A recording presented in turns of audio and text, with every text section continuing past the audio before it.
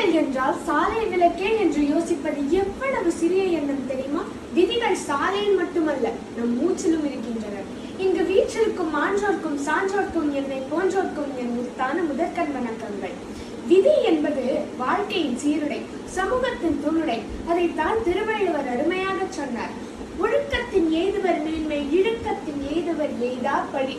ஒழுக்கத்தை பின்பற்றினால் மேன்மை, ஒழுக்கத்தை இழந்தால் அவமானம். அதுதான் விதியின் சக்தி.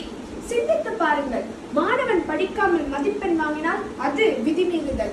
ஆசிரியரின் உழைப்பை மதிக்காமல் அலட்சியப்படுத்தினால் அது விதிமீறுதல்.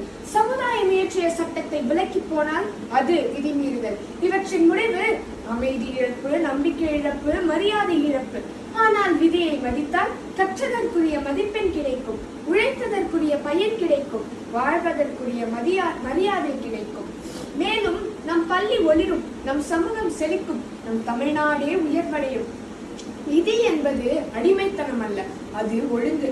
விதி என்பது சங்கிலி அல்ல, அது சுதந்திரத்தின் காவல் கோட்டை.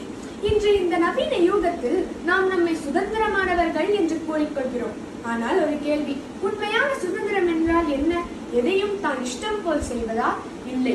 உண்மையான சுதந்திரம் என்பது நம்மை நாமே நன்றாக கட்டுப்படுத்தி கொண்டு சமுதாயத்தின் இணக்கத்தில் வாழ்வதில் தான் இருக்கின்றது. அதுதான் விதிகளை மதிக்கும் கலையும் கூட. இன்றைய மாணவர்கள் நாம், நாளைய குடிமக்கள். ஒழுக்கம் காக்கும் தலைமுறைதான் நாட்டை உயர்த்தும் தலைமுறை. எனவே நாம் அனைவரும் ஒன்றாக குரல் கொடுக்கலாம். விதிகளை மதிப்போம், ஒழுக்கத்துடன் வாழ்வோம், வழியை மறைத்து மேன்மையை அடைவோம். விதிகள் மதிக்கின்றவன் மதிக்கப்படுவான், விதிகள் மீறுகின்றவன் மறக்கப்படுவான். இந்த கவிதையுடன் என் உரையை முடித்துக் கொள்கிறேன். பாரதி பிறந்த மண்ணில் தானே நாமும் பிறந்துள்ளோம். அவன் பாட்டை படித்த பின்னும் ஏன் நாம் பயந்து சாகின்றோம்? உரிமையை பெற்றிட உழைத்தவர் கோடி, உயிர் விட்டவர் கோடி.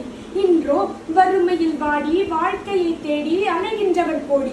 இந்திய தாயே, இந்திய தாயே, ஏன் இந்த கோலம்?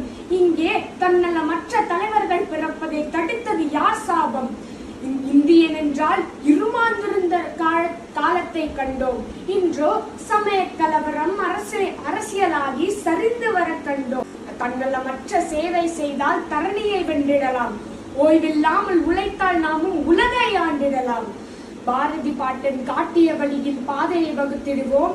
இன்று ஓரணியாகி ஒற்றுமையுடனே உன்னதராகிடுவோம். வாய்ப்பிற்கு நன்றி, வணக்கம்.